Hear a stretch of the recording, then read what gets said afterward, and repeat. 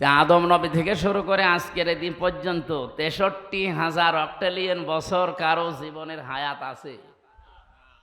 কিয়ামত পর্যন্ত কেউ পাবে এরকম হায়াত? দিন যত যাচ্ছে হায়াত আরো কমতেছে।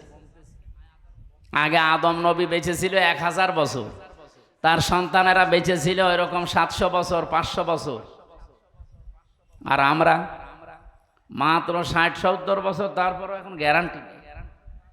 গ্যারান্টি আছে আমাদের? তো এই জন্যে এটা আর সম্ভব না। যা শুনতে এসেছেন এমন একটা কিতাব, বিশ্ব নবীকে আল্লাহ সতর্কবাণী দিয়েছেন, মানে কত বড় অথেন্টিক সেই কথা বোঝাতে আমি বলছি। সূরা হাক্কাত 44 নম্বর আয়াত।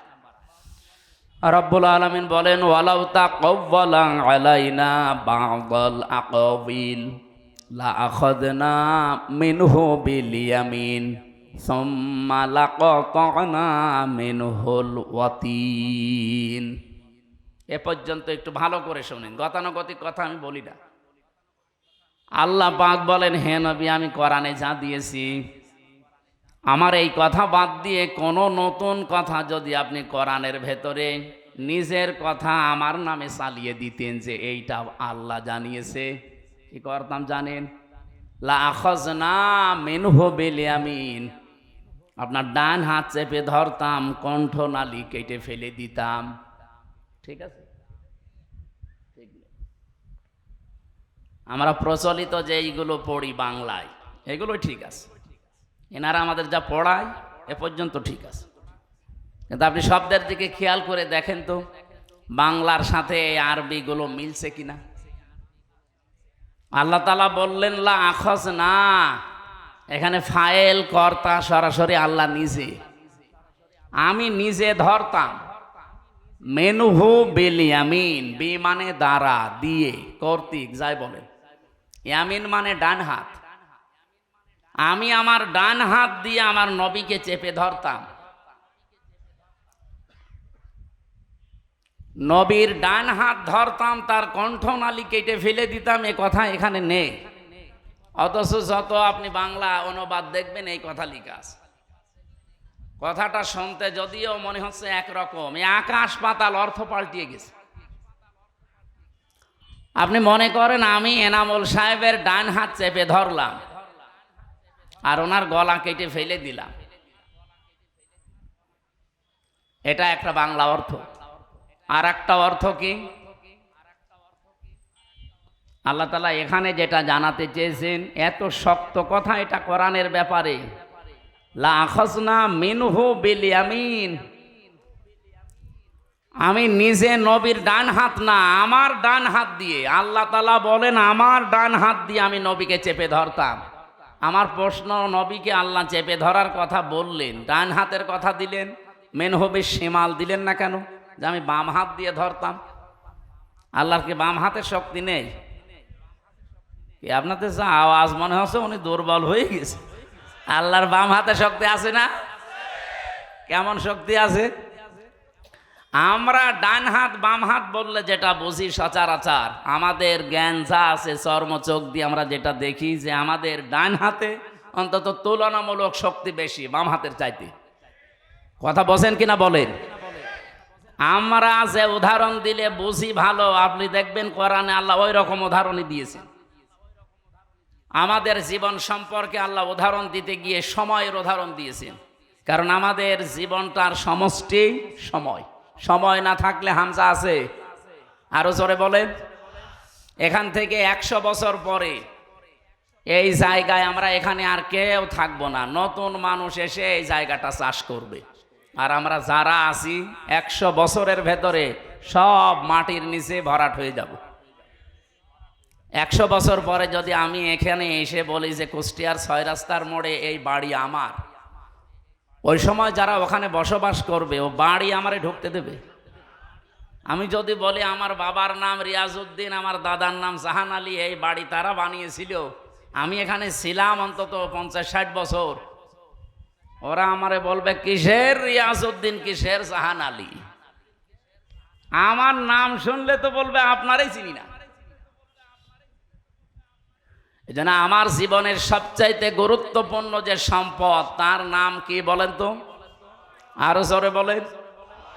কোরআনে দেখবেন জীবন সংক্রান্ত যত বিষয় আছে সময়ের সমষ্টি এরকম কিছু উদাহরণ আল্লাহ সেট করেছেন। আল্লাহ রাব্বুল আলামিন বলেন ওয়ালা আসরি, সময়ের কসম। কিসের কসম দিলেন? কারণ আমরা বুঝি ভালো যে সময় থাকলে হামজা আছে, সময় নেই হামজা নেই। আমরা যেহেতু সচরাচর দেখি এই পৃথিবীতে আমাদের ডান হাতের শক্তি বেশি, বাম হাতের শক্তি একটু তুলনামূলক কম। আমরা যেটা দিয়ে বুঝবো ভালো, আল্লাহ সেই উদাহরণ দিয়েছেন। মেনহো বেশি মালও দিতে পারতেন, তাও অর্থ পারফেক্ট হইতো। তারপরও আল্লাহ মেনহো বেলিয়ামিন দিয়ে এত শক্ত ভাষায় জানালেন যে আমি আমার নিজের ডান হাত দিয়ে আমার নবীকে চেপে ধরতাম। আর আমরা যেহেতু ডান হাত দিয়ে কোনো কিছু ধরলে শক্ত করেই ধরি নাকি? আল্লাহ এইটাই বোঝাতে চেয়েছেন যে কোরআন কত অথেন্টিক।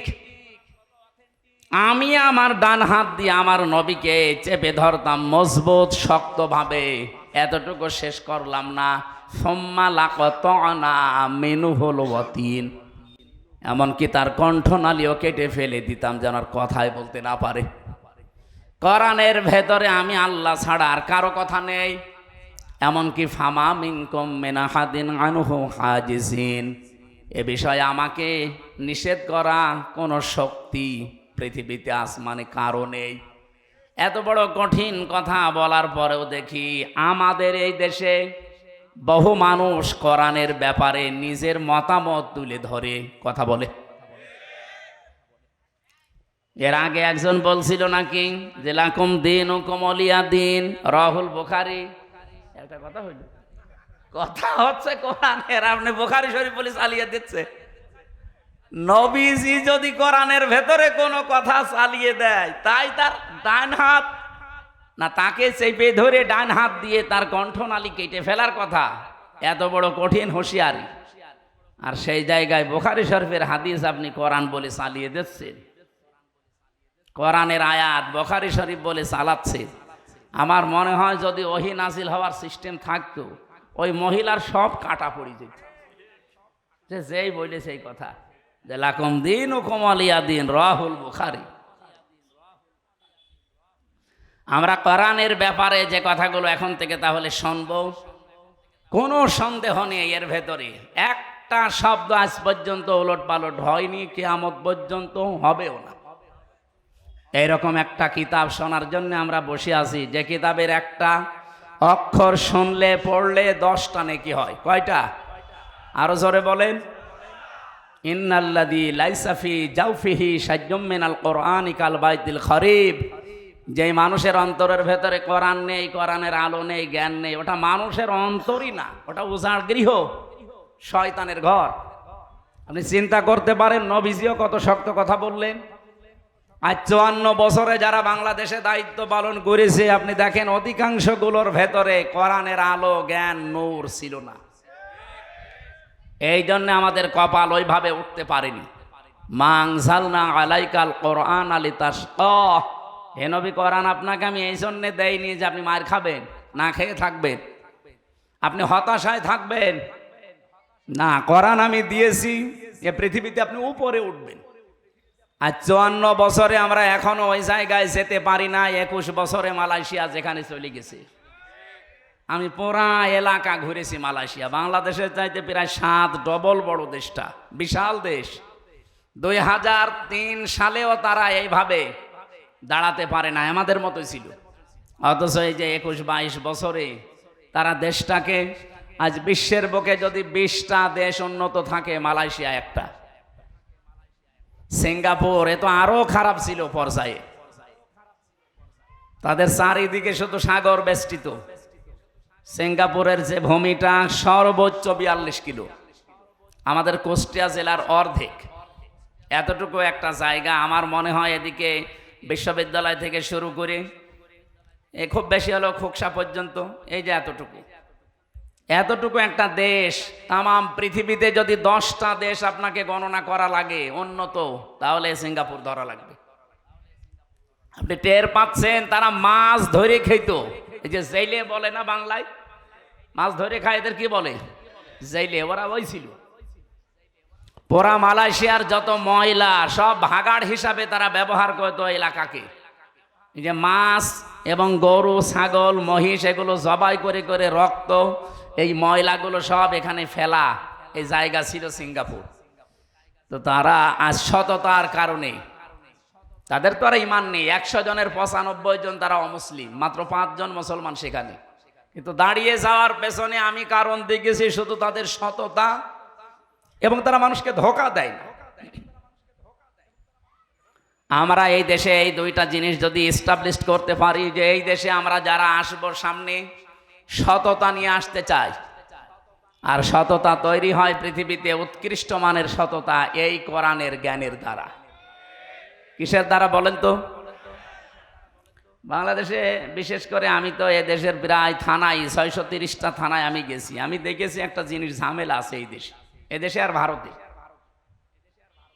আমরা এই রবিউল আউয়াল মাস আসলে নবীর মহব্বতে এমন অবস্থা তৈরি হয়ে যায় আমাদের, বিশেষ করে চট্টগ্রাম আর সিলেটের মানুষের। এরা আয়াত পড়ে বেশিরভাগ সূরা মায়েদার এই 9 নম্বর আয়াতটা, 15 নম্বর আয়াতটার শেষের অংশটা বেশি পড়া হয়।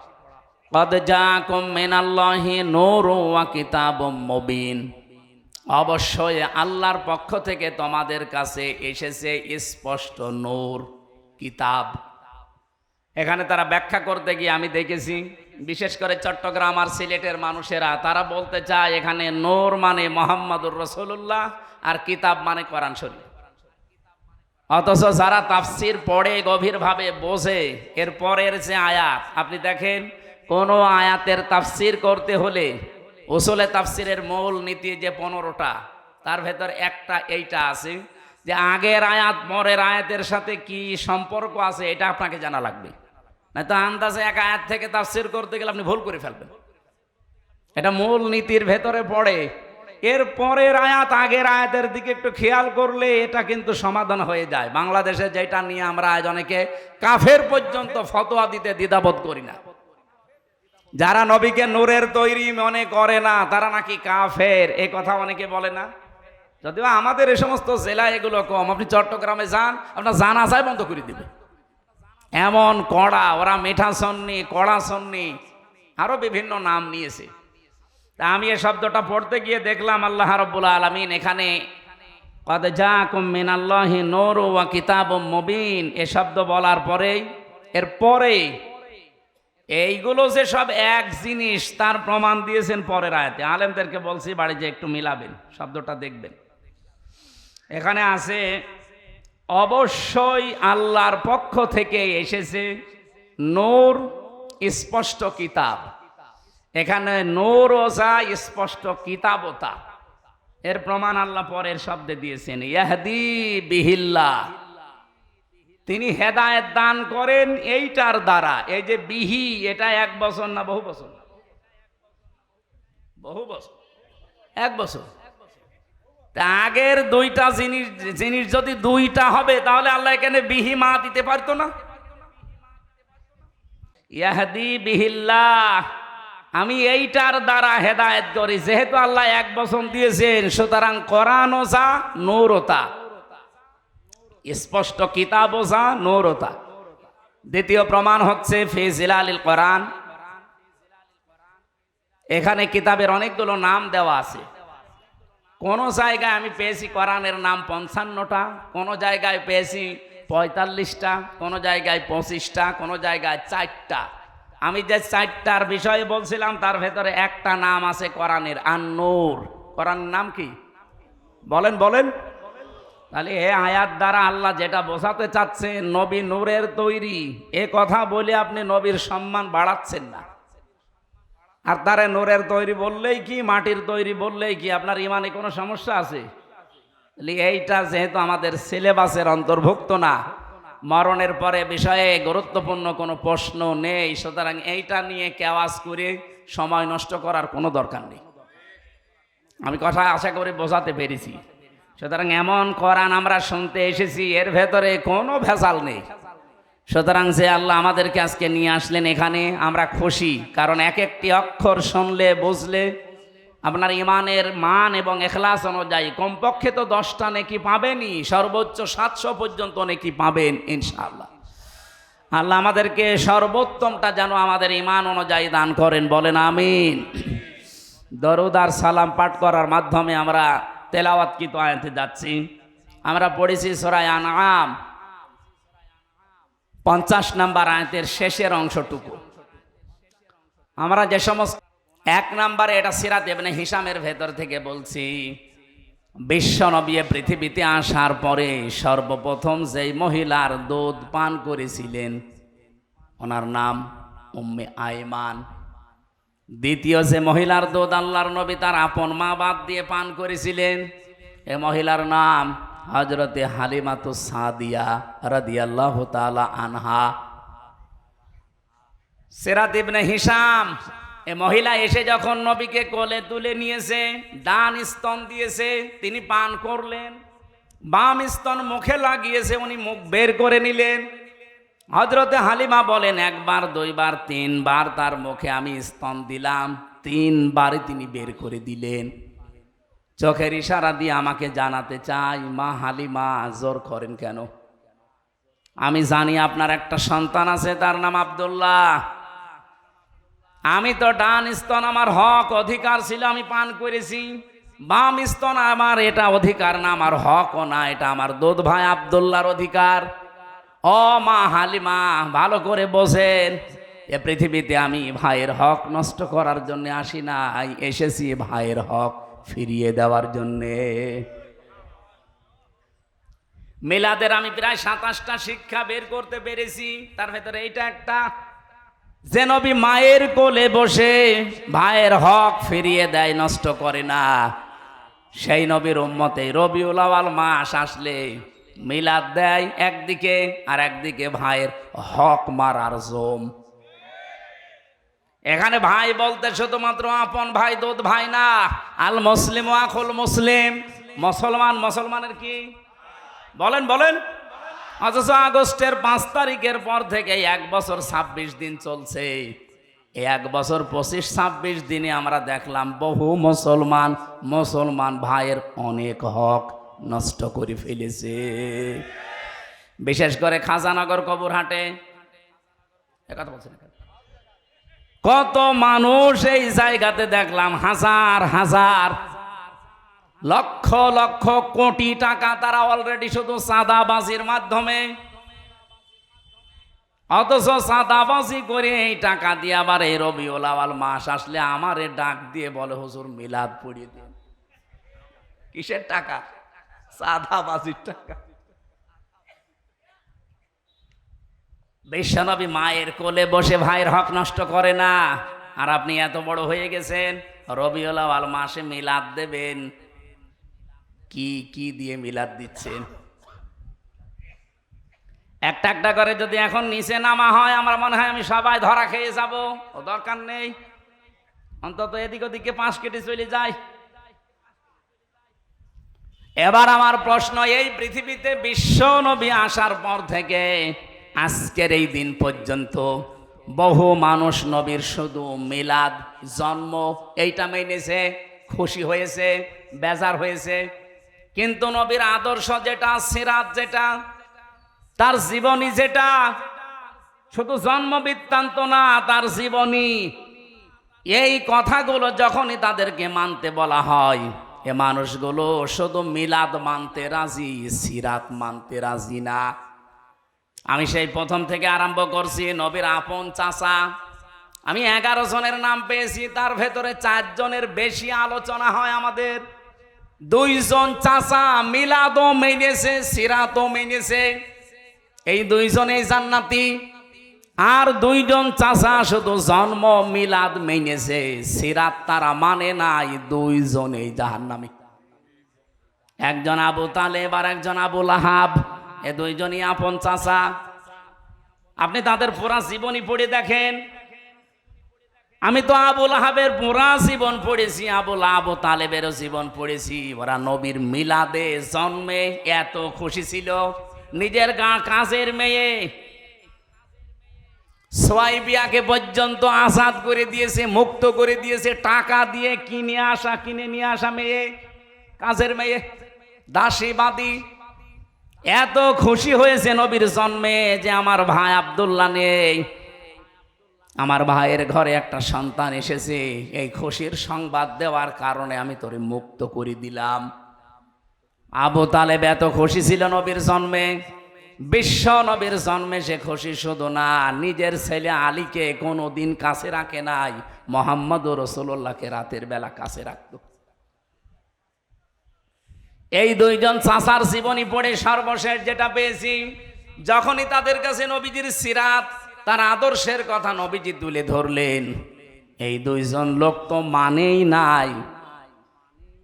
আবু তালিবের জীবনী পড়তে গিয়ে দেখলাম এই লোকটা যখন মারা যায়, নবীজি তার মাথার কাছে গিয়ে বলেছিলেন, ইয়া আম্মি আবি তালিব লা ইলাহা ইল্লাল্লাহ হাজ্জুল লাকা ইনদাল্লাহি ইয়াউমাল কিয়ামাহ, বুখারী শরীফের হাদিস। চাচা আপনার জোরে বলা লাগবে না, শুধু আস্তে করে আমার কানের কাছে মুখ নিয়ে আল্লাহর একত্ববাদের স্বীকৃতিটা দেন, রেসালাতের স্বীকৃতি আপনার দেওয়া লাগবে না। শুধু বলেন লা ইলাহা ইল্লাল্লাহ মুহাম্মাদুর রাসূলুল্লাহ বলার দরকার নেই, এটা আমি নিজে জানি। শুধু আপনি আল্লাহরটা দেন। আমি আপনাকে গ্যারান্টি দিচ্ছি এই মুহূর্তে কিয়ামতের দিন আল্লাহর সামনে আপনার ব্যাপারে আমি ঝগড়া করি জান্নাতে নিয়ে যাব। পাশে দাঁড়িয়েছিল আবু জেহেল, আবু সুফিয়ান। ডাক দিয়ে বলে, নেতা পড়বা, সারা জীবন বাপ দাদার ধর্ম মানলে এখন নতুন ধর্ম অনুসরণ করে কলঙ্কিত হবা। মানুষ তোমাকে কাপুরুষ বলবে, ভীরু বলবে, সারা পৃথিবীতে একটা বদনাম হয়ে যাবে তোমার। ও আর পড়ে না। ডাক দিয়ে বলে, মোহাম্মদ ভাতিজা আমার, তোমাকে আমি ভালোবাসি। তোমার সেই জন্মের দিন থেকে আজকের এ পর্যন্ত আমি তোমার পেছনে আছি, কিন্তু তোমার এই আদর্শটা আমি মানতে পারলাম না। তোমার নিয়ে আসা এই আদর্শ মেনে নিলে আমি মারা যাব, এখন মানুষ আমার বদনাম বের করবে, তুমি আমারে মাফ করে দিও। বলেন তো মাফ করার মালিক কি নবীজি না আল্লাহ? সঙ্গে সঙ্গে কোরআনের আয়াত নাযিল হয়েছে, ইন্নাকা লা তাহদি মান আহবাবতা ওয়ালাকিন্নাল্লাহা ইয়াহদি মান ইয়াশা। হে নবী, আপনি যাকে ভালোবাসেন তাকে হেদায়েত দিতে পারেন না, বরং আমি আল্লাহ যাকে চাই তাকে হেদায়েত দান করি। আর আপনার চাইতে আমি অনেক বেশি ভালো জানি। আলামু ইসমে তাফসিল, এটা সুপারলেটিভ ডিগ্রি। আপনার চাইতে আমি অনেক বেশি ভালো জানি যে হেদায়েতটা পাবে কে। এই লোকটা আপনার মিলাদে খুশি ছিল, আপনার জন্মে খুশি ছিল, সারাটা জীবন আপনাকে বাড়িতে রেখে খাওয়িয়েছে, লালন পালন করেছে, কোলে নিয়েছে, কাকে নিয়েছে, পিঠে নিয়েছে, মাথায় নিয়েছে, কিন্তু আপনি আদর্শের কথা বলতে গেলে এই লোকটার মানে নাই। এই জন্য আমি আল্লাহ তাকে মাফও করি নাই। এরপরেও হাদিসের শেষ অংশে আছে, নবীজি নিজে আবু তালিবের কবরের পাশে দাঁড়িয়ে বলেছিলেন, আল্লাহ আমার চাচা আবু তালিবকে মাফ করে দেন। সঙ্গে সঙ্গে জিবরাইল এসে বলে, হে নবী হাত নামান। কার জন্য হাত তুলেছেন? এই লোকটা আপনার চাচা, আমি জানি। আল্লাহ পাক আমাকে পাঠিয়েছে, লোকটা আপনার চাচা, আল্লাহ ভালো করে জানে, কিন্তু লোকটা তো মুশরিক। কি বলেন বলেন? সূরা তাওবার 113 নম্বর আয়াত নাযিল হয় ওই সময়, মা কানা লিন-নাবিয়্যি ওয়াল্লাযীনা আমানু আইয়াস্তাগফিরু লিল মুশরিকিন ওয়ালাউ কানু লি কুরবা ইলা আখির আয়াত। কোন নবীর জন্য এটা শোভনীয় না, জায়েজ না, উচিত না। শুধু নবী না, মা কানা লিন-নাবিয়্যি ওয়াল্লাযীনা আমানু, এবং ঈমানদারদের জন্য এটা জায়েজ নেই যে কোনো মুশরিক যদি মারা যায় তার জন্য আল্লাহর কাছে ক্ষমা চাবে, মাফ চাবে। কোন নবীর জন্যও জায়েজ নেই, ঈমানদারদের জন্যও জায়েজ নেই। আপনি চিন্তা করতে পারেন যে নবী জীবনে হাত তোলা লাগে নাই কোনোদিন, মনের ভেতরে কামনা আসলে কবুল হয়ে গেছে। এখান থেকে শুধু আঙ্গুল তুলেছিলেন, আকাশের চাঁদ পর্যন্ত খণ্ড হয়ে গেছে। পা তুলেছিলেন, আরো সে চলে গেছে। ওনাকে এমন পাওয়ার আল্লাহ দিয়েছিলেন, হ্যাঁ বললে হালাল হয়ে যায়, না বললে হারাম হয়ে যায়। তাকে সারে বলা হয়, শরীয়ত প্রণেতা। এই নবী হাত তুলে বসে আছে চাচার জন্যে। আল্লাহ হাত শুধু ফেরত দেয়নি, ফতোয়া জারি করে দিলেন যে শুধু আপনার জন্য না, কোন ইমানদারদের জন্য এটা জায়েজ নেই, কোন মুশরিকের জন্য ক্ষমা চাবি আমি আল্লাহর কাছে। কারণ আমি এত রেগে থাকি মুশরিকদের প্রতি। ওয়াকদিমনা ইলা মা আমিলু মিন আমালিন ফাজআলনাহু হাবাআম মানসুরা। সূরা ফুরকানের 23 নম্বর আয়াতে আছে, মুশরিকরা যে আমল নিয়ে আল্লাহর কাছে উঠবে, ওর ভেতরে শিরিকের গন্ধ আল্লাহ দেখবে, ধুলি কণার মতো ওর মুখের উপরে নিক্ষেপ করবে। প্রশ্ন আসতে পারে, মুশরিকদের প্রতি এত রাগ কেন আল্লাহর? এই এদিকে তাকান, এই ছেলে, এই বসেন বসেন, একটু একটু একটু পরে যাবেন। খুব বেশি সমস্যা হলে যান, নাই তো একেবারে আপনি পরিবেশ নষ্ট করেন না ভাই। এই এদিকে তাকান ভাই। মুশরিকদের প্রতি আল্লাহর এত বেশি রাগ হওয়ার কারণ কি? কোরআন শরীফ পড়তে গিয়ে যত গুনার কথা পেয়েছি, সব গুনাহ আল্লাহ মাফ করে দিলেও দিতে পারে, শিরিকের গুনাহ আল্লাহ মাফ করে না। এ কথা নেই? এত কঠিন কেন? ও জগতি জেসুয়াবাসী, এই মুহূর্তে যদি রাত 11টা বাজে, এখন বাড়িতে যেয়ে দেখেন আপনার স্ত্রীর কাছে পাশের বাড়ির একজন শুয়ে আছে, কিছু করেনি, শুধু শুয়ে আছে, আপনার ভালো লাগবে? শুধু ভালো লাগবে তা না, খারাপ লাগবে তা না। হাতের কাছে যা আছে আমার মনে হয় 2 ভাগ করে ফেলবেন। আপনি কি করেন স্ত্রীর জন্য এমন? 22 বছর 25 বছর একটা মেয়েকে বিয়ে করে তাকে আপনি শুধু ভরণ পোষণ দিয়েছেন, এই তার জীবন দেননি, তাকে সুস্থ থাকার জন্য যা লাগে আপনি তাও দেননি। এগুলো সব দেয় কে? ওই বীর্য থেকে এ পর্যন্ত বানিয়েছে পুরাটা দায়িত্ব আমার আল্লাহর। আপনি তো 22 বছরে 25 বছরে বানানোটা পেয়েছেন। আপনি 22 বছরের পরে পেয়েই যদি আপনার এত অধিকার হয় স্ত্রীর উপরে কিছু জিনিস দেওয়ার মাধ্যমে, সেই বীর্য থেকে শুরু করে আমির হামজা পর্যন্ত যিনি বানিয়েছে, আমার বাবা মা শুধু বিছানায় ছিল, এতটুকুই শেষ। বাকি আমার উপরে পরিপূর্ণ দায়িত্ব কার? সে আল্লাহ যদি দেখে যে তার সাথে তার বান্দা অন্য কাউকে দাঁড় করিয়েছে, আল্লাহর কসম ওই স্বামীর মতো আল্লাহ রেগে থাকে। আপনাকে 2 ভাগ করেন আপনার কপাল। এবার আসেন, শিরিক যত প্রকার হচ্ছে পৃথিবীতে, আল্লাহ এত রেগে থাকেন মুশরিকদের উপরে যে নবীকে বললেন দোয়া করা জায়েজ নেই, ওয়ালাউ কানু উলি কুরবা, যদিও নিকট আত্মীয় হয়। ইমানদারদেরকে আল্লাহ ঘোষণা দিয়েছেন আল্লাযীনা আমানু, ইমানদারের জন্য জায়েজ নেই। অথচ আমরা বাংলাদেশে দেখি টাটকা মুশরিক মরে যায়। আরে মাওলানা তারেকুর রহমান, আমির হামজা এদেরকে নিয়ে 10টা গরু জবাই করে আমরা জান্নাতে দিয়ে দেই, মনে হচ্ছে কন্ট্রাক্টরই নিয়েছি। জান্নাত তো আমাদের বানানো নাকি? এগুলো সব ধোঁকাবাজি, প্রতারণা ছাড়া কিচ্ছু না। আপনি শিরিক থেকে আগে বাঁচেন। এবার বলেন, আমি তো এরকম শিরিক করি না। কে বলেছে আপনাকে? আমরা পদে পদে শিরিকে আছি। এর 1টা 2টা করে কয়েকটা প্রমাণ আমি পেয়েছি। 1 নম্বরে আপনি বুঝবেন আপনি শিরিক করছেন প্রকাশ্যে অথবা গোপনে, ওই সময় কাবুর আলাল মুশরিকিনা মা তাদউহুম ইলাইহি। হে নবী, আপনি জমিনে দিন কায়েমের কথা বলছেন, মত পার্থক্য করতে আপনি নিষেধ করছেন এ বিষয়ে, কিন্তু আপনার এই ঘোষণা শোনার পরে সবচাইতে বেশি খারাপ লাগবে, কষ্ট লাগবে, মন খারাপ হবে তাদের যারা মুশরিক।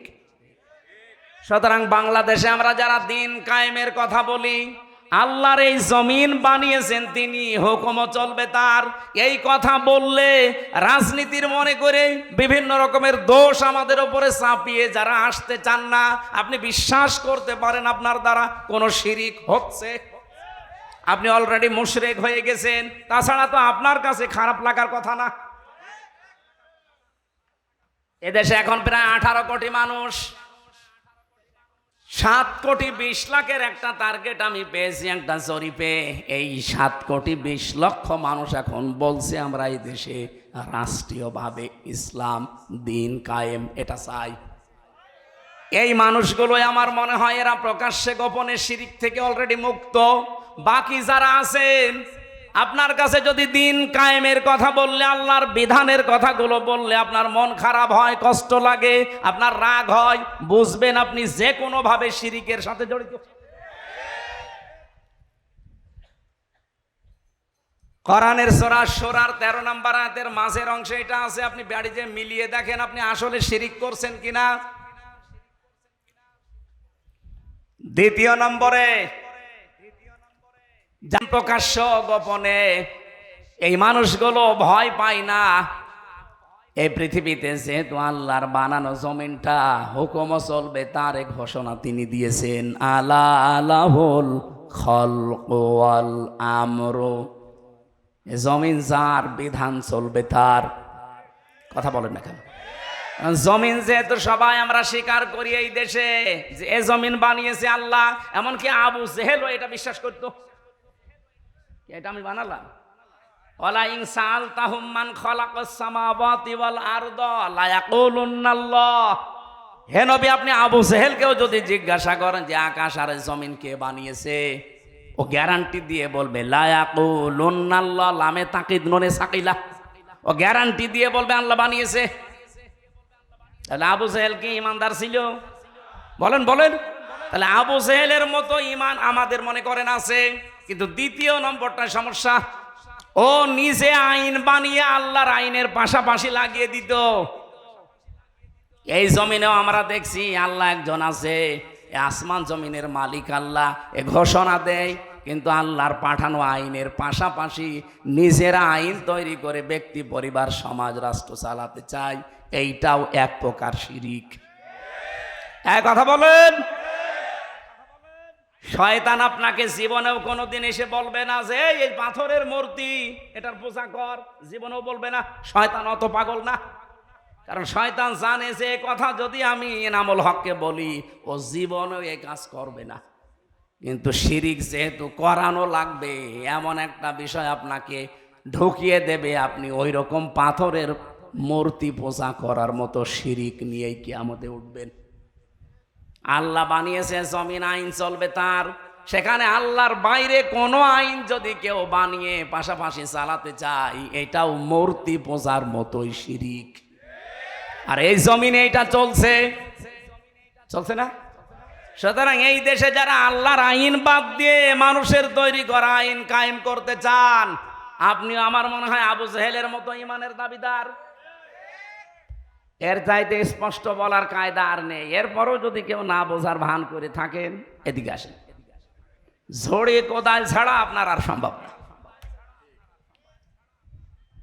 এবার আমার প্রশ্ন ছিল কি, দুইজন নবী, দুইজন চাচা শুধুমাত্র জন্ম মানত, নবীজির মিলাদ মানত। একটা আবু তালেব আর একটা আবু লাহাব। দুইজনেই জাহান্নামী, কারণ তারা নবীর আদর্শ মানে। সিস্টেম অপর পৃষ্ঠায় দেখুন আরো দুইজন চাচা, হযরতে আব্বাস, হযরত আমির হামজা রাদিয়াল্লাহু তাআলা আনহুমা। এই দুইজন চাচা শুধুমাত্র জন্ম মানে নাই, আমির হামজার পুরা জীবনী পড়েছি। নবীর জন্মে এমন বেশি খুশি হয়েছিল হযরতে আব্বাসও, কিন্তু নবীর সিরাত মানতে গিয়ে এই দুইজন অগ্রণী ভূমিকা পালন করেছে জীবনের সর্বোচ্চ দিয়ে। আল্লাহ এত বেশি খুশি হয়েছিলেন, তাদের নামে কোরআনের আয়াত নাযিল হয়েছে, রাদিয়াল্লাহু আনহুম ওয়া রাদু আন। আমি আল্লাহ যেমন তাদের উপরে রাজি হয়ে গেছি, তারাও আমার আল্লাহর উপরে রাজি। যালিকা লিমান খাশিয়া রাব্বাহ। জোরে বলেন সুবহানাল্লাহ। কুষ্টিয়াবাসী অনেক বেশি ভালোবাসি আপনাদেরকে, মন থেকে হৃদয় দিয়ে কথাগুলো বলছি। এই সিরাতের মাসে, এই মিলাদের মাসে, জন্মের মাসে আপনি যদি শুধু জন্ম নিয়ে আনন্দে শেষ করে দেন, তার আদর্শ যদি আপনি না মানতে পারেন, আল্লাহর কসম আপনিও কিন্তু আবু লাহাব, আবু তালেবের মতো হয়ে যাবেন। আমরা মিলাদ মানি, সিরাত মানি, কথা বলেন না কেন? আমরা মিলাদও মানি, সিরাতও মানি। এবার আপনি মানবেন কতটুকু সিরাতটা? একটা পর্যায়ে নিয়ে এসেছি আমি। সূরা আলে ইমরানের 31 নম্বর আয়াতে আমরা পেয়েছি। এই মাস আসলেই দেখবেন এই আয়াতটা বেশি পড়া হয়। কুল ইন কুনতুম তুহিব্বুনাল্লাহা ফাত্তাবিউনি ইউহিব্বুকুমুল্লাহ ওয়া ইয়াগফির লাকুম যুনুবাকুম আল্লাহু গফুরুর রহিম। এই একটু ভালো করে শুনবেন, এটা গতানুগতিক ভাবে না, এখান থেকে একটা শিক্ষা নিয়ে যাব আজ। ইবনে কাসির থেকে বলছি এইটা। নবী আপনি বলেন, যদি আল্লাহকে ভালোবাসি এই কথা বলতে চাও, এই কথা বলতে চাই না আমরা? আল্লাহ তোমাকে ভালোবাসি এ দাবি আমাদের আছে না নেই? এই দাবি যারা করেন তাদেরকে আল্লাহ বলছেন এ দাবি করার আগে সবাইকে একটা আদেশ দিলাম, ফাত্তাবিউনি, তারা যেন আপনার অনুসরণ করে, তারা যেন আপনাকে ভালোবাসে, কথা কিন্তু এই জায়গায় নেই। তাহলে আল্লাহ হাব্বন দিতেন, তাবন দিয়েছেন। তারা আপনাকে যেন অনুসরণ করে, অনুকরণ করে, আপনাকে দেখে দেখে চলে। এইটা যদি তারা করতে পারে তাদের আমি আল্লাহকে ভালোবাসা লাগবে না, ইউহিব্বুকুমুল্লাহ, আমি নিজেই তাদেরকে ভালোবাসছি, বাসবো। এটা মোসারে, বর্তমান, ভবিষ্যৎ, প্রেজেন্ট, ফিউচার। কুষ্টিয়াবাসী এই আয়াত সে জন্মের পর থেকে আমরাও শুনছি। এবার আসেন তো এখান থেকে একটা তথ্য নিয়ে আসি। আল্লাহ পাক ইউহিব্বুকুমুল্লাহ দিয়েছেন, আপনাকে ভালোবাসা আল্লাহ এখন আরম্ভ করছে এবং ভবিষ্যতেও বাসবে যদি আপনি নবীকে অনুসরণ করার সিদ্ধান্ত নিয়ে আপনি লেগে পড়েন। এবার আমার প্রশ্ন, নবীকে আপনি যে অনুসরণ করবেন এটা কি আংশিক না পূর্ণাঙ্গ? বলেন বলেন, আপনি নিজের দিকে তাকিয়ে বলেন তো, আপনার অনুসরণ নবীজির হচ্ছে এটা কি আংশিক না পূর্ণাঙ্গ? মাথা থেকে পা পর্যন্ত হয়তো আছে। পরিবারের দিকে তাকালে আপনার অনুসরণ আর নবীর মতো হয় না। পর্দা যে একটা ফরজ বিধান, এই জায়গায় অনেকের কিন্তু খামখেয়ালিপনা। এক কথা বলছেন না কেন? পরিবারের দিকে, সমাজের দিকে তাকান, রাষ্ট্রের দিকে তাকান, অর্থনীতির দিকে তাকান, রাজনীতির দিকে তাকান, একটা একটা করে যত জীবন আছে, কোন জায়গায় আপনার পূর্ণাঙ্গ অনুসরণ হচ্ছে আপনি নিজের বিবেকের কাছে প্রশ্ন করেন। তাহলে আমার আল্লাহর প্রশ্ন ছিল, তোমরা যদি অনুসরণ করো নবীকে আংশিক, বলেন বলেন। বাস্তবে তো আমরা বহু দেখেছি যারা আংশিক অনুসরণ করেছে, তারা আল্লাহর এই ঘোষণা ছিল ইউহিব্বুকুমুল্লাহ, নিজে আল্লাহ তাদের ভালোবাসবেন, ওয়া ইয়াগফির লাকুম যুনুবাকুম, আল্লাহ শুধু ভালোবেসে শেষ করে দেয় না, তাদের মাফ করে দেয়। কতটুকু? জাম্বন না জুনুব, বহু বছর। আপনার একটা গোনাও আল্লাহ রাখবে না, সব মাফ করে দেবে যদি আপনি নবীকে অনুসরণ করার সিদ্ধান্ত নিতে পারেন। আংশিক না পূর্ণাঙ্গ? এ পৃথিবীতে বহু মানুষকে আমরা বললাম তারা আংশিক অনুসরণ করেছিল। আব্দুল্লাহ ইবনে উবাই, আপনি দেখবেন ওর পুরা জীবনী পড়ে আমি শুধু একটা ভুল পেয়েছি, বাকি কোন জায়গায় আমার দৃষ্টিতে ভুল ধরা পড়ে নাই। একদিন মসজিদে নববীতে নবীজি বললেন, আল্লাহর কাছে দুইটা নাম প্রিয়, একটা আব্দুল্লাহ আর একটা আব্দুর রহমান। ও পেছন দিক থেকে দৌড় দিয়ে বাড়িতে যেয়ে নিজের নাম পাল্টিয়ে রেখেছে আব্দুল্লাহ, ছেলের নাম পাল্টিয়ে দিয়েছে আব্দুল্লাহ, নাতি ছেলে ছিল তাও পাল্টিয়ে দিয়েছে তুইও আব্দুল্লাহ, বাবার নাম পাল্টিয়ে দিয়েছে আব্দুল্লাহ, 14 বংশ সব আব্দুল্লাহ। এবার আমার প্রশ্ন, নবীর কথা শোনার পরে মানতে দেরি করেছে কয় মিনিট? কি অনুসরণ করতো আপনি বলেন? শুনতে দেরি, মানতে দেরি ছিল না। কিন্তু এই লোকটা উহুদের ময়দানে যাবার সময় নবীজির পেছন দিক থেকে 300 মানুষ নিয়ে ভেগে গিয়েছিল। আমাদের দেশে এখন বদর, উহুদ, খন্দক নেই, কিন্তু সামনে আমার মনে হয় এই দেশে দিন ইসলাম থাকবে না, থাকবে না। সেজন্য বদরের ময়দান উহুদের ময়দানের মতো আসতেছে। এখান থেকে কেউ যদি ভেগে যান, আপনারও আব্দুল্লাহ ইবনে উবাইয়ের মতো জানাজা পড়ালেও কিছুই হবে না। না বোঝার ভান করে আছেন কারা, থেকে হাত তোলেন তো। আমি জানি আপনি বুঝে ফেলেছেন। সামনে যে দিন আসতেছে দেশে, একটা ইসলামের পক্ষে একটা ইসলামের বিপক্ষে। বদরের ময়দানে একদল ইসলামের পক্ষে ছিল আর একদল ইসলামের বিপক্ষে ছিল। বদর আমরা দেখিনি, কিন্তু সামনে বদর উহুদ আসতেছে। উহুদের ময়দান থেকে আব্দুল্লাহ ইবনে উবাই যেমন 300 লোক নিয়ে ভেগে গিয়েছিল, আজও অনেকেই বিভিন্ন কায়দায় মানুষকে ভেগিয়ে নিয়ে যাওয়ার চেষ্টায় আছে। কুষ্টিয়াতে নেই? আপনি যদি যারা ভাগাতে চায় তাদের ভেতরে পড়ে যান, আপনি মরে যান, আপনার জন্য আমির হামজা না কাবার ইমাম এসে জানাজা পড়ালেও কিছু হবে না। ওই দিন নবীজি নিজে জানাজা পড়িয়েছে এই লোকটার। 22 জন সাহাবী কাতার সোজা করে জানাজা চলছে। হযরত ওমর শুধু বলছে, না আমি জানাজায় যাব না, কারণ ওই লোকটা 300 লোক নিয়ে ভেগে গিয়েছে। এতটুকু শেষ, নবীজি বলেন, আমাকে আল্লাহ এখনো নিষেধ করেনি জানাজা পড়তে, দোয়া করতে, সুতরাং আমি করব। নিজের জামা মোবারক খুলে বললেন, ওর জানাজার কাফন বানিয়ে দেন, কবর খুঁড়ে নিজের হাতে লাশ রাখবেন, জানাজার নামাজ পড়ি। আমি তাফসির থেকে বলছি, এটা আধুনিক তাফসির যেগুলো আছে আপনি দেখবেন, মুফাসসির বর্ণনা করেন হযরতে ওমর শুধু যায়নি, বাকি 22 জন সাহাবী কাতারে দাঁড়িয়ে আছে। প্রথম তাকবীর দেওয়ার পরে ফেরেশতা জিবরাইল এসে সূরা তাওবার 80 নম্বর আয়াত নিয়ে হাজির। ইস্তাগফির লাহুম আও লা তাস্তাগফির লাহুম ইন তাস্তাগফির লাহুম 70 মাররাতান। এ পর্যন্ত শেষ আয়াত, কিন্তু এখনো শেষ হয়নি। আমি আলেমদেরকে বলছি একটু ভালো করে মিলান তো।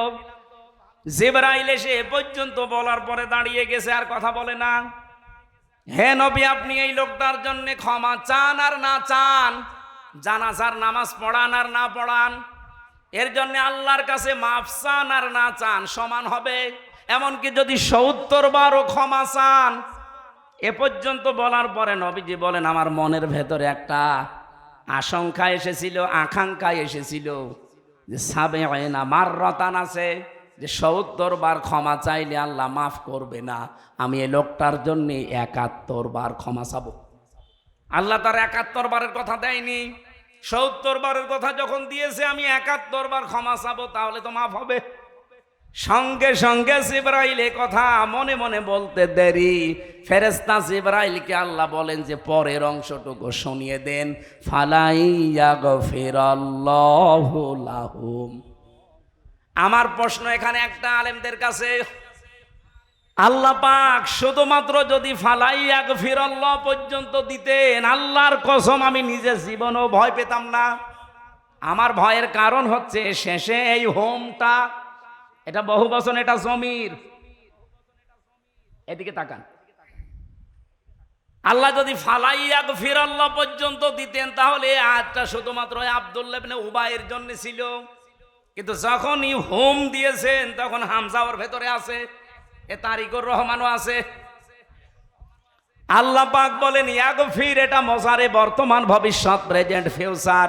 এর আগে লাং, মজারের আগে লান আসলে বাংলা অর্থ হয় জীবনেও হবে না। হে নবী, শুধু এর জন্য না, এরকম চরিত্রের মানুষ কিয়ামত পর্যন্ত যারা আসবে, তাদের জন্য আপনিও যদি 70 বার না 70,000 বারও ক্ষমা চান, আমি আল্লাহ তাদেরকে মাফ করছি না, করবো না। আব্দুল্লাহ ইবনে উবাইয়ের অনুসরণ আংশিক ছিল না পূর্ণাঙ্গ? আংশিক। পুরা জীবনে শুধু একটা জায়গায় আমি ঝামেলা পেয়েছি, উহুদের ময়দানে 300 মানুষ নিয়ে ভেগে গিয়েছিল। ওর রাজনৈতিক জীবনে বিশ্ব নবী ওর আদর্শ ছিল না, বাকি জীবনে ছিল। রাজনৈতিক জীবনে ওর নেতা ছিল আবু জেহেল। আপনি এবারে আয়াতটা বাংলাদেশের সাথে মিলান তো। এদেশে যে 192 জন আমরা মুসলমান, আমার মনে হয় শুধু ওই মুসলমানই দেওয়া আছে, এই মুসলমানই।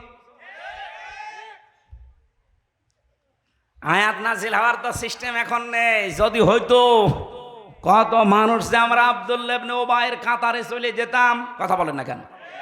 সুতরাং আমাদের অনুসরণ করা লাগবে কি আংশিক না পূর্ণাঙ্গ? আর আমরা সেই পূর্ণাঙ্গ অনুসরণের কথাই বলি। আপনি যেমন নামাজে নবীজিকে মানেন, আপনি যেমন রোজাতে নবীজির হুকুম, আল্লাহর হুকুম নবীজির কায়দায় মানেন, ঠিক ওই কায়দায় আপনার পরিবারে মানা লাগবে, সমাজে মানা লাগবে, রাষ্ট্রে মানা লাগবে। আর এই কথা বলতে গেলে এই বিভিন্ন রকমের ট্যাগ আমার নামের ওপরে দিয়ে দেন। আমি আপনাকে বাঁচাতে চাচ্ছি, কারণ দুনিয়ার এই ছোট্ট জীবনটা যদি শান্ত না হয়, নিরাপদ না হয়, আল্লাহর কসম মরণের পরে বিশাল জীবন আপনি নিরাপত্তা পাবেন না। কাবা শরীফ তাওয়াফ করার সময় দেখছিলাম, আপনি হজে গেছেন? এখনো যায়নি। রুকনি ইয়ামিনি থেকে হজরে আসওয়াদ যে পাথরটা, এই জায়গাটা যখন পার হওয়া লাগে, লক্ষ লক্ষ হাজী সাহেবেরা সবাই এই দোয়াটা পড়ছে, রব্বানা আতিনা ফিদ দুনিয়া হাসানা ওয়া ফিল আখিরাতি হাসানা। এ আল্লাহ, দুনিয়ায় শান্তি দাও, স্বস্তি দাও, নিরাপত্তা দাও, এরপরে আখেরাতেও শান্তি স্বস্তি নিরাপত্তা দিও। বলেন তো, আগে দুনিয়া না আগে আখেরাত? বলেন বলেন। এই 56,000 বর্গ মাইল এখনো পর্যন্ত আমরা নিরাপত্তা দিতে পারি নাই, আমরা সেইটা দিতে চাই। এবার এমন একটা দেশ আমরা আল্লাহর নবীর অনুসরণের মাধ্যমে কোরআন দিয়ে বানাতে চাই। 56,000 বর্গ মাইলে মালয়েশিয়া বাংলাদেশের থেকে 7 ডবল বড়, 1200 কিলোমিটার 1800 কিলোমিটার আমি রান করেছি এক একদিন। পাহাড়ি এলাকা জঙ্গলের ভেতর দিয়ে যাচ্ছি আমি আর ড্রাইভার আর ওই হোসাইন, কেউ নেই সাথে। রাত 12টা 1টা 2টা 3টা বাজে, কারণ এত দূর রান করা লাগবে। ড্রাইভার আমারে বলছে শরীর সমসম করে ওঠে, এত বড় বিশাল ভয়ঙ্কর জায়গা পার হওয়া লাগে। ড্রাইভার বলছে কোনো চিন্তা নেই হুজুর, শুধু আল্লাহর ভয় ছাড়া কেউ সামনে আসবে না। আমরা তো ওই রকম একটা বাংলাদেশ দেখতে চাচ্ছি, যেখানে এই 1150 কিলোমিটার আমরা পার হয়ে যাব, কোনো চিন্তা থাকবে? বলেন বলেন। আল্লাহর কসম এটা বানানো সম্ভব। ইদা কানা উমারাউকুম খিয়ারুকুম, যখন তোমাদের এই জমিনে যারা নেতা, যারা দায়িত্বশীল, এই মানুষগুলো সর্বোত্তম চরিত্রের অধিকারী হবে। বাংলাদেশে এই 54 বছরে কত এমপি হোস্টেল থেকে মেয়েদের কান্নার আওয়াজ পাওয়া গেছে? আমি এটা বানিয়ে বললাম? বলেন। ওয়াগনিয়াউকুম সমাহাউকুম, দেশের ধনী মানুষগুলো যখন দানশীল হবে। ওমরুকুম শুরা বাইনাকুম, পরিবার থেকে রাষ্ট্রের কাজ সব যখন পরামর্শের ভিত্তিতে করা হবে। ফাজহারুল আরদি খায়রুল লাকুম মিন বাতনিহা, নবীজি বলেন কবরে যাওয়া লাগবে না, এই জমিনটাই তোমাদের জন্য উত্তম জান্নাতের মতো হয়ে যাবে।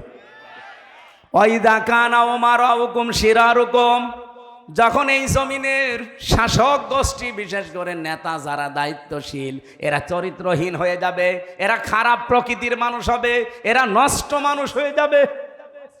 ওয়াগনিয়াউকুম বখালাউকুম, যখন জমিনের ধনী মানুষগুলো কৃপণ হয়ে দাঁড়াবে। ওমরুকুম ইলা নিসাইকুম, যখন সব পরামর্শ মেয়েদের সাথে করে করা হবে। পরিবার থেকে রাষ্ট্র পর্যন্ত সব পরামর্শের কাজগুলো মেয়েদের সাথে করে হবে। ফাবাতনুল আরদি খায়রুল লাকুম মিন যহরিহা, আমি নবী বলছি তখন জমিনের উপরে আর থাকার দরকার নেই, কবরে চলে যাও, ভালো লাগবে। আমরা কবরে এখনই যেতে চাই না। হাদিসের এই 2টা পাথের প্রথম পাঠটা তৈরি করার সময় এখন বাংলাদেশে চলে এসেছে। কথা বলেন না কেন? এদেশে এখন সত্যি যদি 300 এমপির ভেতরে 151 জন এবার আল্লাহর কসম যদি ইসলাম কোরআন বুকে নিয়ে যেতে পারে, এমন একটা দেশ আমাদেরকে উপহার দিতে পারবে, কিয়ামতের আগে দেশে ইসলামের কাছ থেকে কেউ নিতে পারবে না।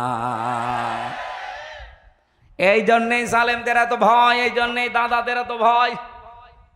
দাদারা ভালো করে জানে যে একবার যদি দেশে ইসলাম রাষ্ট্রের ক্ষমতায় চলে যায়, আর ওদের যা চরিত্র, ওরা তো 1 বছরে 26 দিনে অলরেডি অনেক কিছু দেখিয়ে ফেলেছে।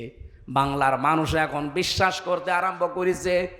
সুতরাং এরা যদি যেতে পারে, এদের যেমন কোনো চরিত্রের খারাপ কিছু পাওয়া যায়নি, যদিও আমাদের অধিকাংশ দোষ মিথ্যা দেওয়া হয়। বাংলাদেশে 54 বছরে ইসলামের ওপরে যত দোষ দিয়েছে ইসলামপন্থীদের ওপরে, সবগুলোই মিথ্যা বানোয়াট। তার ভেতরে একটা রক কাটা এটা মিথ্যা কথা, ডাহা মিথ্যা কথা। রক কাটে যারা, তাদের নামে বদনাম নেই। যারা রক কাটা দেখলে আরো ভয় করে, তাদের নামে বদনাম। 14 বংশ যাদের রাজাকার, তাদের নামে এ দোষ নেই। শুধু আত্মীয়তা করে আমি ফেসে গেছি। 37 জন রাজাকার বাংলাদেশ জামাত ইসলামীতে, তাও ওদের বানানো রিপোর্ট অনুযায়ী। তারপরে 11 জন মরে গেছে। এরপরে কয়েকজন অসুস্থ, তাদের আর নড়াচড়ার ক্ষমতা নেই। আর যারা এই স্লোগান তোলে এখন, তাদের 1040 জন অলরেডি তাদের তালিকায় আছে রাজাকারের। ঝাঁঝর যদি এসে বলে শুই যে তোর পেছনে বিশাল ফোঁটা, ওরে চড়ানো দরকার নেই। আমার তো ফুটো একটা, আর ওর কত হাজার হাজার, ওর 1040টা ফুটো, আর আমার একটা নিয়মে দিয়াস। সুতরাং এই বানোয়াট বিষয় সব ঢাকা পড়ে যাবে। আগামীতে একটু আসতে দেন, সময় যেহেতু আসতেছে, আমরা যদি কাজে লাগাতে না পারি, এই তো 54 বছর চলছে, 154 বছরও আপনি আর মুখ দেখাতে পারবেন না। আর আপনি না আর 100 বছর বাঁচলেন বলেন, যদি এই জমিনে দিন কায়েম না হয়, এভাবে শয়তানের তৈরি করা আইন দিয়ে চলতে থাকে, আপনি কি দিয়ে মুখ দেখাবেন কবরে? কারণ কবরে যতগুলো প্রশ্ন, নামাজের প্রশ্ন নেই, রোজার প্রশ্ন নেই, জাকাতের প্রশ্ন নেই, সবগুলো প্রশ্ন আপনি দেখেন এই জমিনের উপরে এই বিষয়গুলো নিয়ে তৈরি করা। মার রব্বুকা, তোমার রব কে ছিল? রবের 19টা অর্থ হয়। সামারাইজ করে যদি 5টা বলতে হয়, তার প্রথম অর্থ রব মানে লালন পালনকারী, রব মানে সৃষ্টিকর্তা, রব মানে আইনদাতা। আপনি যদি কবরে বলেও ফেলেন যে আমার রব আল্লাহ, ফেরেশতা কিন্তু এক চড়ে দাঁত মুখ যা আছে সব করে ফেলবে, বলবে রব আল্লাহ মানে, রবের যে অর্থ মানে রব মানে আইনদাতা। একটা আইন চলতো, কি বলবেন আপনি? কিছুই বলতে পারবেন না। 2 নম্বরে যে লোকটাকে দেখানো হবে যে মান হাজার রজুল, এই লোকটা কে ছিল? আপনি যদি বলেন হাজা নাবিজ্জনা মুহাম্মাদুর রাসূলুল্লাহ, ইনি আমাদের নবী ছিল। নবী মানে কি? না না, নবী শব্দটা নাবা থেকে এসেছে। নাবা মানে সংবাদ। আপনি দেখবেন সংবাদ লিখতে গেলে ইংরেজিতে 4টা অক্ষর লাগে। নিউজ, NEWS, N দিয়ে নর্থ, E দিয়ে ইস্ট, W দিয়ে ওয়েস্ট, S দিয়ে সাউথ। তো তামাম দুনিয়ার কিছু বাকি আছে? তামাম পৃথিবীর সব খবরাখবর দিয়ে আল্লাহ পাক নবীদেরকে পাঠিয়েছিলেন। এই জন্য যাকে দেখানো হবে, আপনাকে এই সম্পর্কে ধারণা থাকা লাগবে। আপনি কুষ্টিয়ার খবরই রাখেন না, দেশ তো বাদই দিলাম। আপনাকে খবর রাখা লাগবে, নবী মানে সংবাদ। 3 নম্বরে যেটা বলা হয়, মা দিনুকা, তোমার ধর্ম কি, না তোমার জীবন ব্যবস্থা কি। জীবন ব্যবস্থা মানে আপনি যে টয়লেটে যান, এটাও জীবন ব্যবস্থার ভেতরে নেই। বাম পা দিয়ে প্রবেশ করবেন, ডান পা দিয়ে বের হবেন, মাঝখানে 2টা দোয়া পড়বেন, 8-10 মিনিট সময় কাটাবেন। যা সময় কাটিয়েছেন প্রত্যেকটা সময় আপনার ইবাদত। কুষ্টিয়াবাসী টয়লেটের মতো নিকৃষ্ট কাজ 8-10 মিনিট শুধু রসুলের তরিকায় দিন মেনে করলে যদি সওয়াব হয়, তো বাকি জীবনের এখনো 23 ঘন্টা 50 মিনিট, এই সময়টা আপনি দিনের উপরে চললে ইবাদত হবে না মানে কি? অনেকে বলে দুনিয়ার কাজ, দুনিয়ার কাজ বলে কিচ্ছু নেই, সব আখেরাতের কাজ।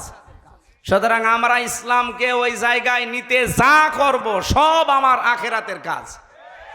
আমরা নবীর জীবন থেকে শিক্ষাগুলো নিয়ে পূর্ণাঙ্গ অনুসরণ করতে চাই রবিউল আউয়াল মাসে, নাকি ওই আব্দুল্লাহ ইবনে উবাইয়ের মতো আংশিক? বলেন বলেন।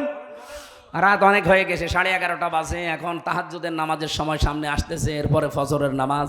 সম্মানিত মা বোন যারা এসেছিলেন, আপনাদের সম্পর্কে আলাদা হয়তো যারা 2 জন আলোচক ছিল কিছু বলেছে, আমি বলতে পারছি না। এত রাত পর্যন্ত কথা বলা ঠিক না। আবার কালকে সকাল থেকে আমাদের অনুষ্ঠানগুলো শুরু। নামের আগে মুফতি শব্দ, মাওলানা শব্দ বাদ দিলে নাকি শিরিক হয়, বিষয়টা বলবেন মেহেরবানি করে। কি বলে? নামের আগে মুফতি শব্দ, মাওলানা শব্দ দিলে শিরিক হয় কেন? মুফতি শব্দের শাব্দিক অর্থ হচ্ছে ফতোয়া দানকারী। 2 নম্বরে মাওলানা শব্দের শাব্দিক অর্থ হচ্ছে আমাদের অভিভাবক বা আমাদের পথ প্রদর্শক। আমাদের দেশে এই শব্দটা ব্যবহার করা হয় সম্মানসূচক শব্দ হিসাবে। যারা শরীয়তের বিধানের বিষয়গুলো জানাশোনার মাধ্যমে মানুষকে জানাতে পারে, তাদের নামে আমরা এই দেশে একটা সার্টিফিকেট বানিয়েছে যে কামেল পাশ করলে, দাওরা পাশ করলে মাওলানা দেওয়া হয়। এটাকে আল্লাহ রসুল দিয়েছে?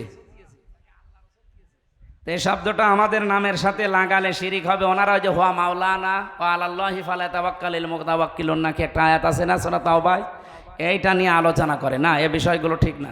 আল্লাহুম্মা আমিন। লা ইলাহা ইল্লা আনতা সুবহানাক ইন্নী কুনতু মিনাজ জালিমিন। আল্লাহুম্মা গফিরলি ওয়ারহামনি ওয়াহদিনি ওয়াফিনি ওয়ারযুকনি ইয়া রাব্বাল আলামিন।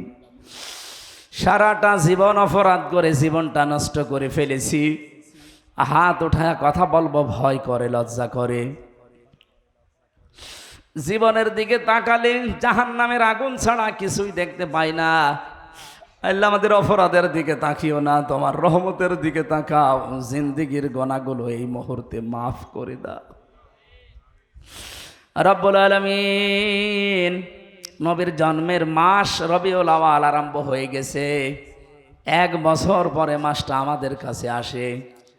তার জীবনী থেকে, তার আদর্শ থেকে, তার সিরাত থেকে যেগুলো নেওয়া দরকার ওইগুলো নেওয়ার তৌফিক দাও, যেগুলো ছেড়ে দেওয়া দরকার ওইগুলো ছেড়ে দেওয়ার সুযোগ দাও।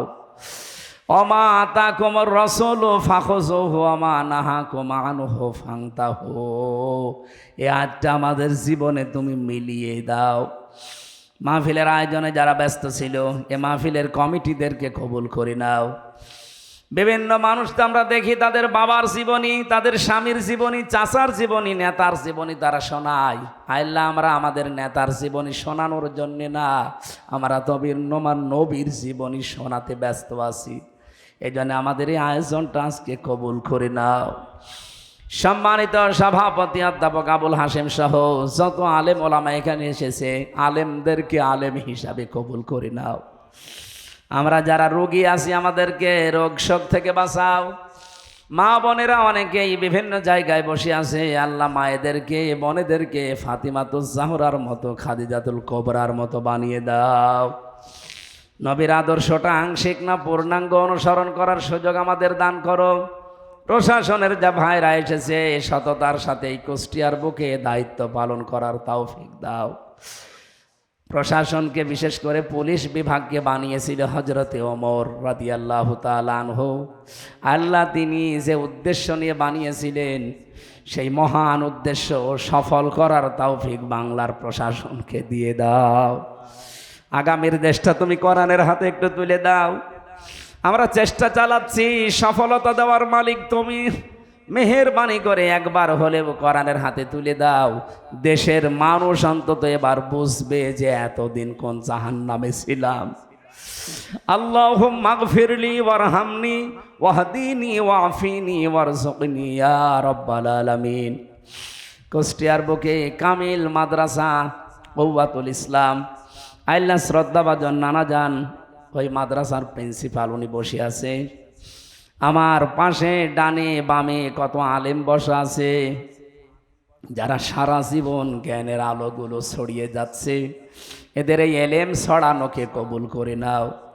দিনকে কায়েম করার জন্যে জান মাল দিয়ে যারা সর্বাত্মক চেষ্টা চালায়।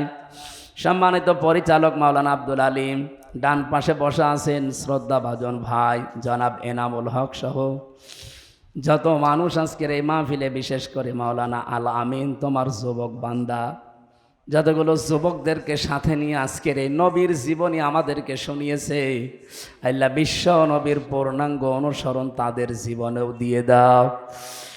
এই চচুয়া জগতের মাটির নিচে যারা ঘুমিয়ে আছে, নবীর ইজ্জতে মাফ করে দাও। আগামীর কুষ্টিয়াকে তুমি কোরআনের জন্য কবুল করো। বারাকাল্লাহু লানা ওয়া লাকুম ফিল কোরআনিল আযীম। আল্লাহ কত মানুষ আমি এই যে হাসপাতালে পড়ে আছে দেখতে পাচ্ছি, এই মানুষগুলোকে শেফায়ে কামেলা আজেলা নসিব করো।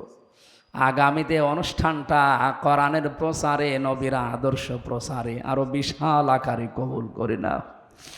কখন কার কাছে আজরাইল চলে আসে জানি না, যখনই আসবে জীবনের শেষ কথা যেন এটা বলতে পারি, লা ইলাহা ইল্লাল্লাহু মুহাম্মাদুর রাসূলুল্লাহ।